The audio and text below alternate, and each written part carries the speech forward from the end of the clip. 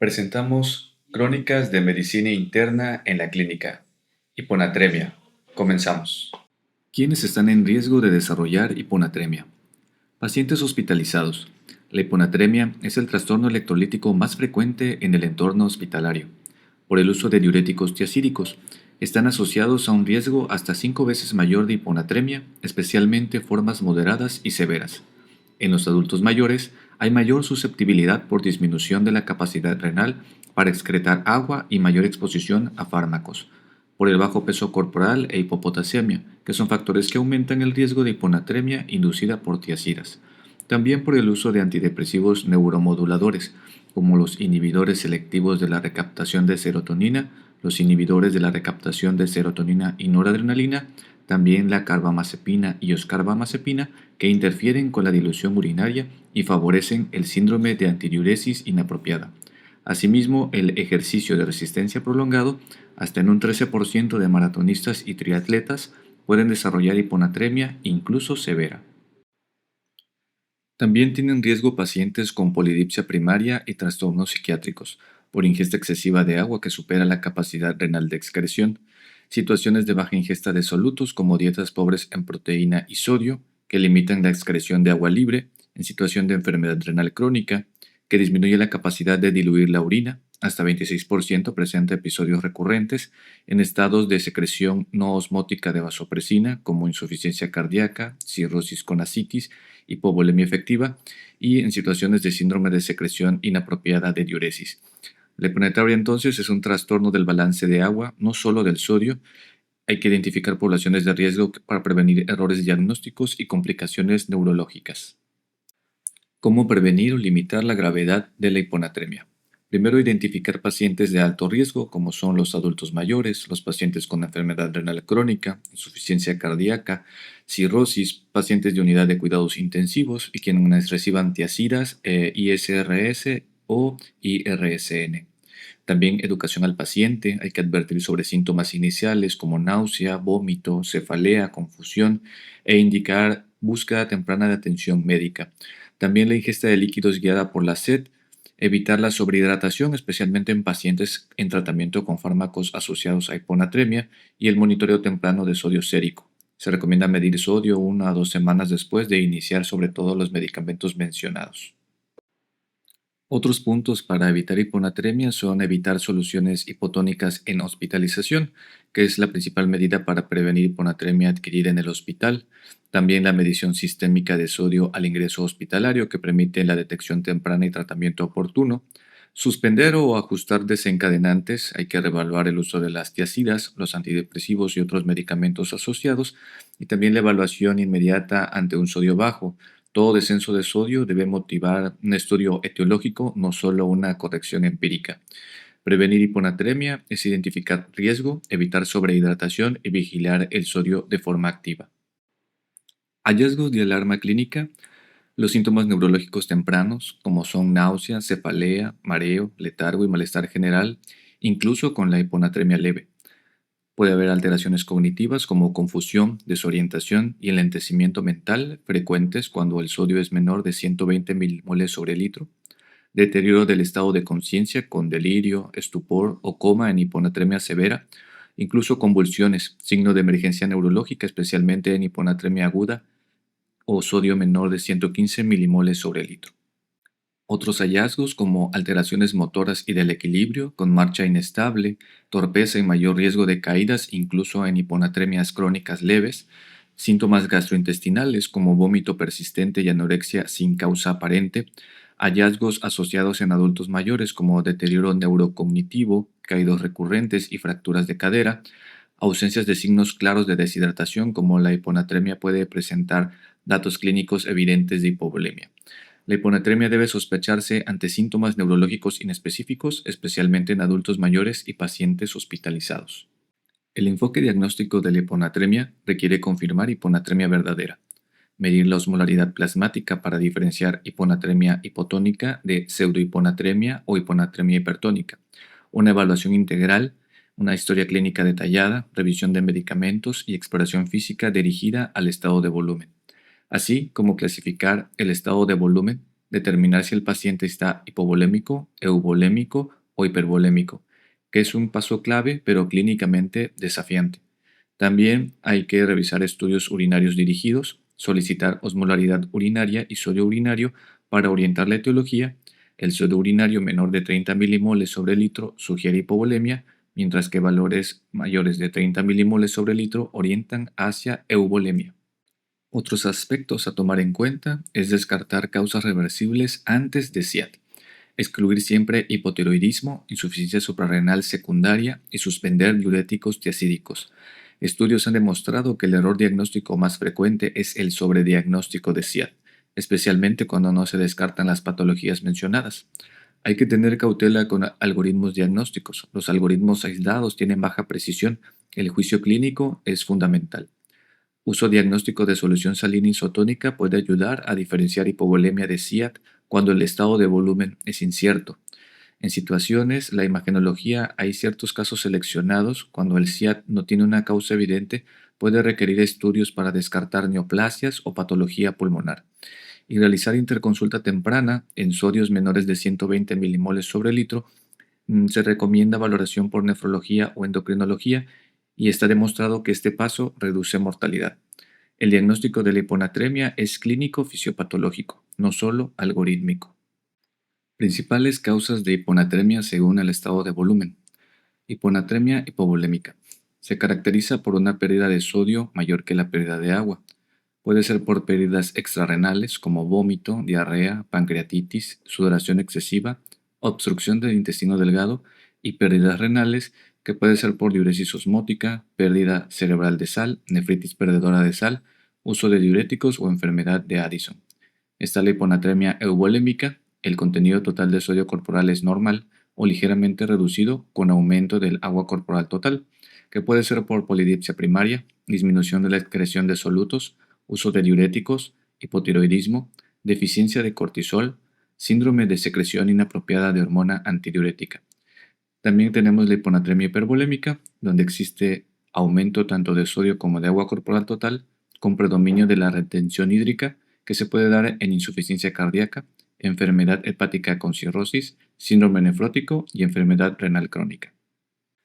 Es importante saber los criterios para el diagnóstico del síndrome de diuresis inapropiada SIAD. Los criterios esenciales requieren la presencia de una disminución de la osmolaridad efectiva del líquido extracelular, definida como una osmolaridad plasmática menor de 275. Debe existir una concentración urinaria inapropiada, caracterizada por una osmolaridad urinaria mayor de 100, con función renal conservada en presencia de hiposmolaridad sérica.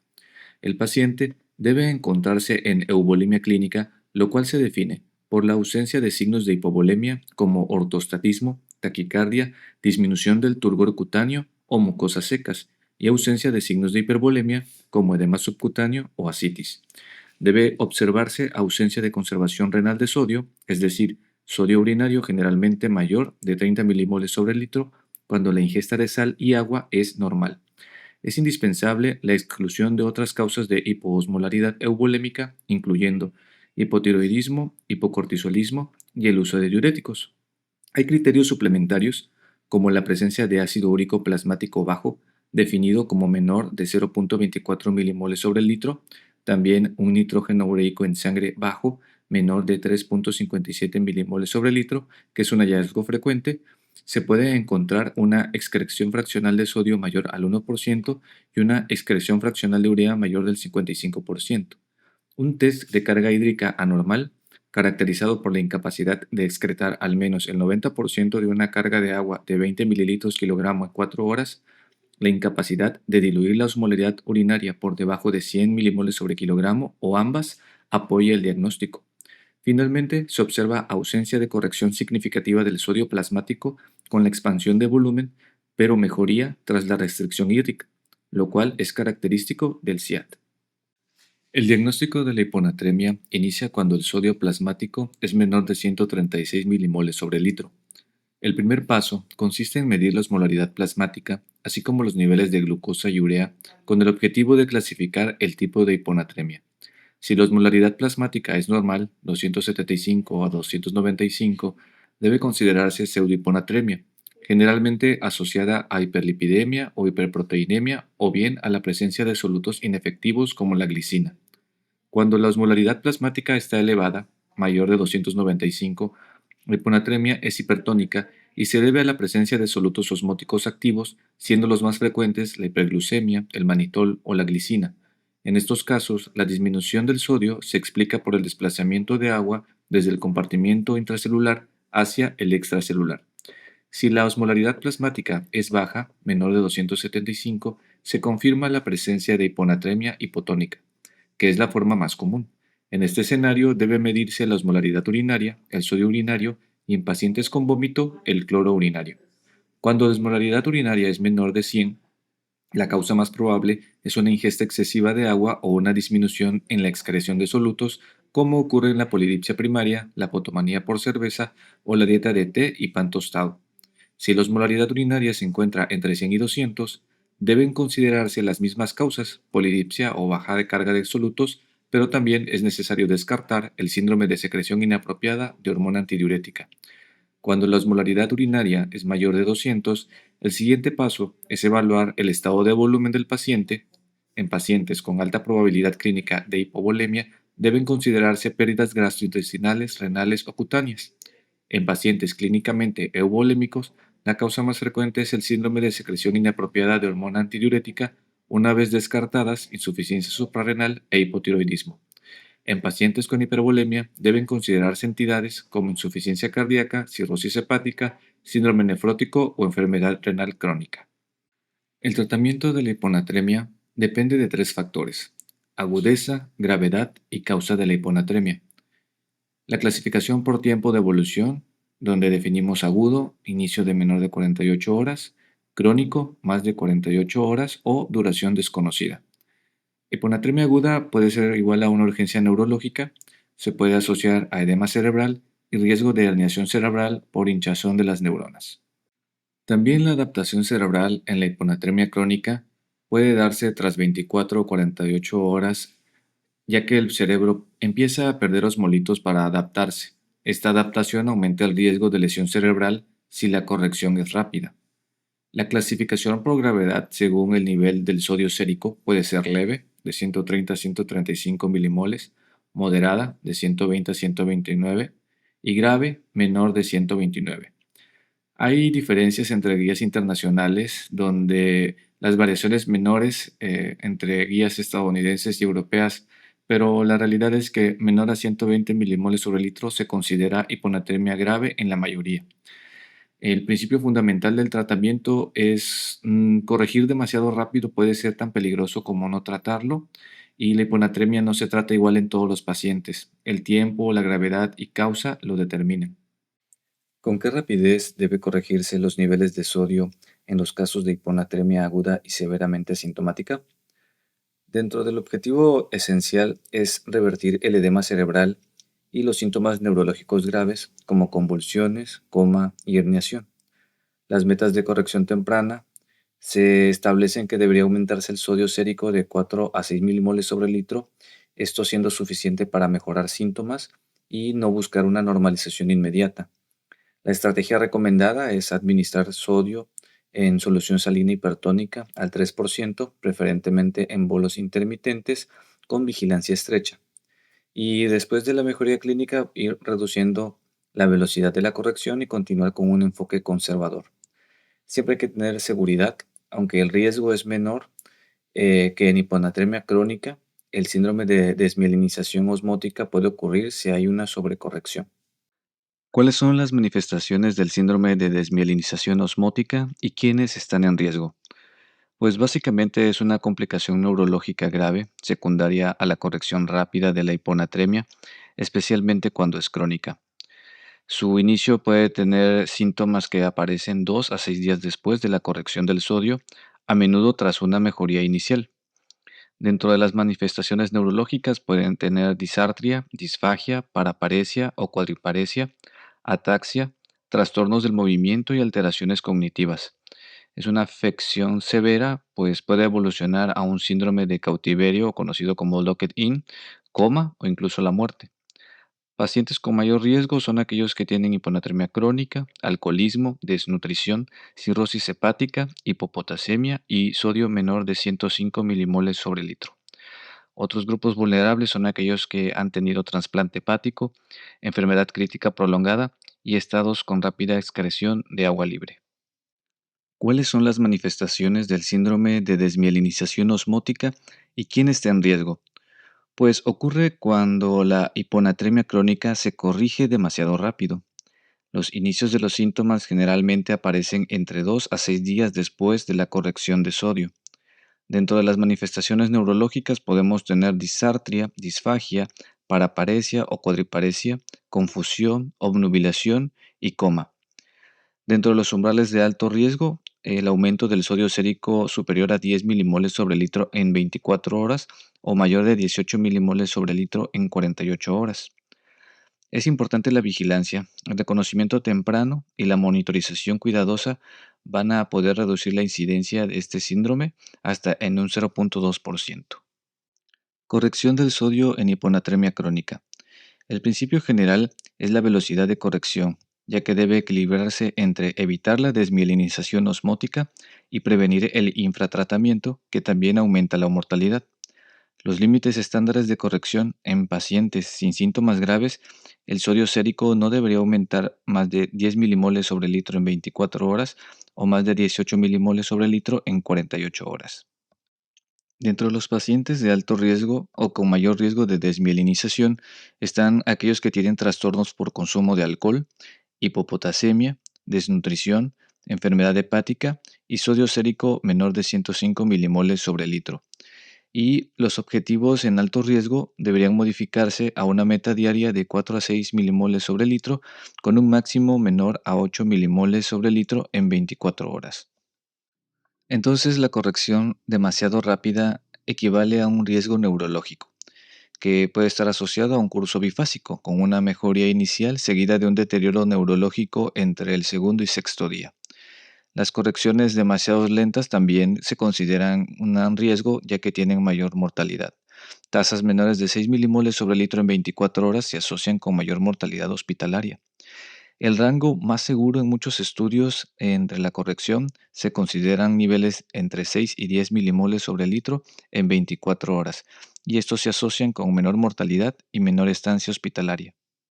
La recomendación práctica de este autor es considerar si no existen factores de riesgo, disminuir de 8 a 10 milimoles sobre día con un máximo de 10 a 12 milimoles en 24 horas.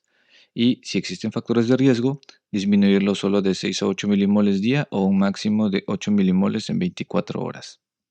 ¿Quiénes tienen mayor riesgo de sobrecorrección en hiponatremia? Aquellos pacientes con causas reversibles de hiponatremia. Principalmente las condiciones asociadas serían consumo compulsivo de agua, disminución de ingesta de sodio o solutos, depresión de volumen, deficiencia suprarrenal por enfermedad de Addison o algo secundario, hipotiroidismo por SIAD inducido por fármacos. Esta sobrecorrección ocurre al resolverse la causa, pues una vez que esto pasa, aparece una diuresis acuosa rápida, elevando bruscamente el sodio sérico. Hiponatremia hipervolémica, tratamiento hospitalario. El objetivo principal del tratamiento es reducir el volumen plasmático efectivo y mejorar la excreción de agua libre. En el caso de la insuficiencia cardíaca congestiva, hay que tener una restricción de agua libre y sodio y el uso de diuréticos de asa. En la insuficiencia cardíaca congestiva con fracción de eyección reducida, hay que utilizar los YECAS como por ejemplo el captopril, ya que estos colaboran para aumentar el gasto cardíaco, disminuyen la resistencia vascular y presiones telediastólicas, reducen la liberación osmótica de vasopresina y favorecen la excreción de agua libre. En la situación de casos graves o agudos, se puede utilizar la solución hipertónica más furosemida, que esto va a asociarse a un incremento del sodio plasmático de 6 a 7 milimoles sobre litro con una disminución de la creatinina sérica y es muy útil cuando se requiere una corrección rápida. Dentro de la situación de una cirrosis con ascitis, la albúmina intravenosa es el tratamiento más eficaz, ya que tiene una resolución de la hiponatremia hasta en un 85%, mejora la supervivencia a 30 días, reduce la incidencia de hiponatremia y mejora la cognición y la calidad de vida. En el tratamiento de la hiponatremia crónica asintomática, la base del tratamiento es la restricción de líquidos. Dentro de las medidas iniciales clave, hay que suspender medicamentos asociados a SIAD e indicar restricción hídrica en pacientes eubolémicos. Hay que evitar soluciones inadecuadas, como solución salina isotónica, en pacientes eubolémicos con sodio menor de 120 milimoles sobre litro, aunque estén asintomáticos. No hay que restringir sal en el SIAD, ya que estos pacientes presentan disminución real del sodio corporal total, y si se restringe la sal, pues empeoramos el trastorno. Cuando falla la restricción hídrica, va a ser muy poco eficaz cuando el sodio urinario más el potasio urinario sean superiores al sodio plasmático y también cuando la osmolaridad urinaria sea mayor de 500 miliosmoles sobre kilogramo. También la urea es una opción eficaz y segura en el manejo, ya que induce una diuresis osmótica, es útil en hiponatremia eubolémica e hipervolémica, tiene eficacia comparable al tolvaltab a largo plazo, tiene una mejor tolerancia con formulaciones actuales y es de bajo costo. La seguridad de la urea pues puede elevar la urea plasmática, que realmente esto cursa asintomático, pero no se han reportado casos de desmielinización osmótica asociados. Tratamiento farmacológico de la hiponatremia crónica.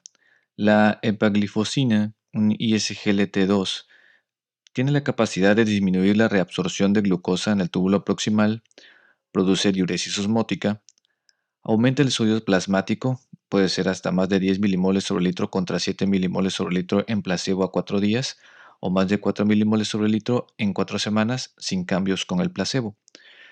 Algunos efectos adversos de la empagliflozina es la depresión de volumen, infecciones urogenitales, la cetocitosis diabética euglucémica y debemos considerarla como un tratamiento a largo plazo si el sodio plasmático es superior de 130 milimoles sobre litro o fallan restricciones hídricas y urea. En el caso de la demeclociclina, solo es recomendada por las guías estadounidenses, no es recomendada por las guías europeas ni por el autor. Algunas limitaciones de este es que tiene un inicio de acción retardado y tiene efectos adversos importantes como insuficiencia renal aguda, fotosensibilidad, náuseas, vómitos y diarreas, y existen opciones más seguras como la urea y la empagliflozina. El tratamiento con tolvaptan, un antagonista B2, ya que bloquea la acción de la vasopresina, con esto logra el aumento de sodio plasmático en situaciones de SIAD, insuficiencia cardíaca, cirrosis con ascitis.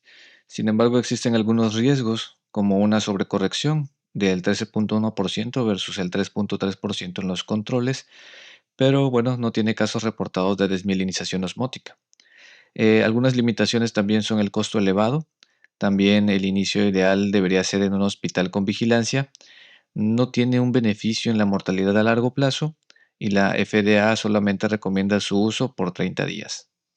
Bien, el algoritmo para el diagnóstico de la hiponatremia hipovolémica inicia cuando existe una alta probabilidad clínica de hipovolemia basada en la historia clínica y en la exploración física. La evaluación inicial del sodio urinario es importante. El paso es medir el nivel del sodio urinario que orienta hacia el origen de la pérdida de sodio. El sodio urinario variable puede presentarse y el paciente se encuentra en tratamiento con diuréticos y en caso de que esto sea así hay que suspenderlos ya que interfieren con la interpretación del sodio urinario y perpetúan la hiponatremia. Si aún tras suspenderlos no se normaliza el sodio plasmático, se continúa la evaluación y manejo con hiponatremia hipovolémica. Si encontramos el sodio urinario por debajo de 30 milimoles sobre litro, un sodio urinario bajo pues va a sugerir pérdidas extrarrenales de sodio, ya que el riñón intenta conservarlo de forma apropiada y algunas de las causas más frecuentes incluyen vómito, diarrea, pancreatitis, sudoración excesiva, obstrucción del intestino delgado. En este contexto, la hiponatremia se va a explicar por la depleción del volumen efectivo. Y en el caso de que el sodio urinario sea mayor de 30 milimoles sobre litro, consideramos que tenemos un sodio urinario elevado indicando pérdidas renales de sodio y las causas principales son una diuresis osmótica, una nefritis perdedora de sal, una insuficiencia suprarrenal primaria o una pérdida cerebral de sal. Cuando se sospecha insuficiencia suprarrenal, se deben realizar pruebas de estimulación con ACTH. Si el resultado es consistente con la enfermedad de Addison, el tratamiento indicado es la administración de glucocorticoides y mineralocorticoides. De ahí vamos a la prueba terapéutica con solución salina isotónica. Siempre se realiza esta estrategia cuando existe la hiponatremia hipovolémica y se debe administrar solución salina al 0,9% como prueba diagnóstica y terapéutica. La evaluación a la respuesta es la siguiente. Si existe una normalización del sodio plasmático, pues vamos a tener que el diagnóstico es la hipovolemia, pues queda confirmado. Si el caso de que haga falta la normalización del sodio plasmático, pues la evaluación puede tener dos escenarios. Puede ser una disminución de la osmolaridad urinaria, que sugiere persistencia de hipovolemia, y puede no tener cambios en la osmolaridad urinaria con aumento del sodio urinario, lo que va a orientar a un SIADS con depresión de solutos, una entidad en la que coexisten mecanismos de hipovolemia y secreción inapropiada de hormona antidiurética. Hay ciertas consideraciones clínicas importantes, como en pacientes con hipovolemia, el cloruro urinario suele ser bajo, especialmente en casos asociados a vómitos, y en adultos mayores con depresión de volumen, el sodio urinario puede ser moderadamente elevado, pero la excreción fraccional de sodio es baja, menor de 0,5%, reflejando una conservación renal efectiva. El algoritmo para el diagnóstico de la hiponatremia euvolémica pues inicia en pacientes con hiponatremia y euvolemia clínica, que ésta se determina por la historia clínica y la exploración física, sin que hayan datos claros de hipovolemia, como hipotensión, taquicardia, mucosas secas, o de que existe hipervolemia, como con datos de edema o ascitis. Primero será la medición inicial del sodio urinario, que es el primer paso diagnóstico, lo cual permite orientar la causa de la hiponatremia.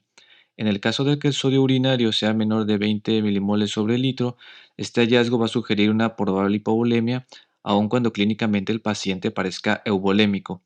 En estos casos, la hiponatremia puede deberse a una depresión de volumen subyacente, o sea, que no sea evidente.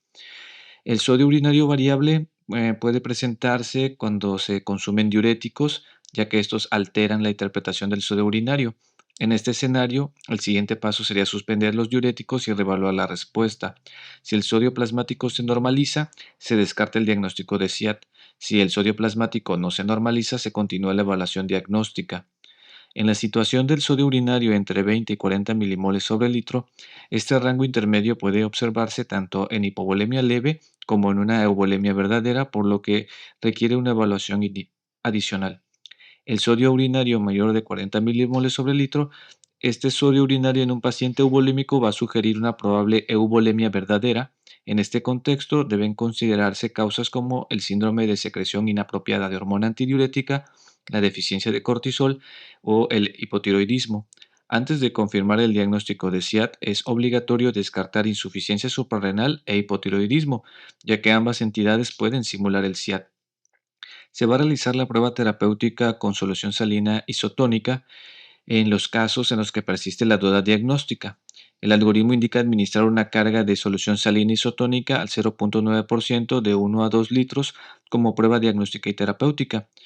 La evaluación de la respuesta al suero salino. Tras la administración de la solución se va a evaluar el cambio en el sodio plasmático y en los parámetros urinarios. El sodio plasmático disminuye o no cambia. Si tras la carga de solución salina el sodio plasmático no aumenta o disminuye y se observan sin cambios en la osmolaridad urinaria o aumento del sodio urinario, este patrón es característico del SIAD, ya que el riñón continúa excretando sodio y reteniendo agua bajo la acción de la inapropiada secreción de hormona antidiurética. El sodio plasmático aumenta, este puede incrementarse tras la administración de solución salina acompañado de disminución de la osmolaridad urinaria, aumento del sodio urinario. Esto indica que el paciente tenía hipovolemia subyacente, ya que al restaurar el volumen efectivo se suprime la secreción de hormona antidiurética y se permite la excreción de agua libre. Y la conclusión diagnóstica pues permite precisamente diferenciar de forma sistemática entre una hiponatremia euvolémica verdadera, principalmente por SIAD, y una hiponatremia secundaria a hipovolemia oculta que puede simular euvolemia clínica. El desarrollo del algoritmo para el diagnóstico de la hiponatremia hipervolémica se aplica en pacientes que tienen datos clínicos precisamente de hipervolemia, identificados mediante la exploración física, con hallazgos como el edema periférico, ascitis, estertores pulmonares, aumento de peso y signos de congestión sistémica. Hay que volver a medir el sodio urinario para hacer la determinación y que nos ayude a diferenciar las causas subyacentes Primero, el sodio urinario menor de 30.000 equivalentes sobre el litro va a indicar que el riñón está reteniendo sodio de forma apropiada como una respuesta a una disminución del volumen arterial efectivo a pesar de la sobrecarga total de líquidos. Este patrón es característico de la insuficiencia cardíaca, de la enfermedad hepática crónica y del síndrome nefrótico.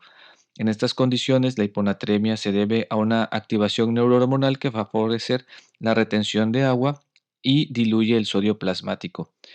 En el caso del sodio urinario mayor de 30.000 equivalentes sobre litro, va a inferir que el riñón no está conservando el sodio de manera eficaz, lo que orienta a enfermedad renal crónica en la que se va a perder la capacidad de reabsorber sodio, el uso de diuréticos que incrementa la excreción renal de sodio y insuficiencia cardíaca, cirrosis o síndrome nefrótico que tengan tratamiento diurético activo.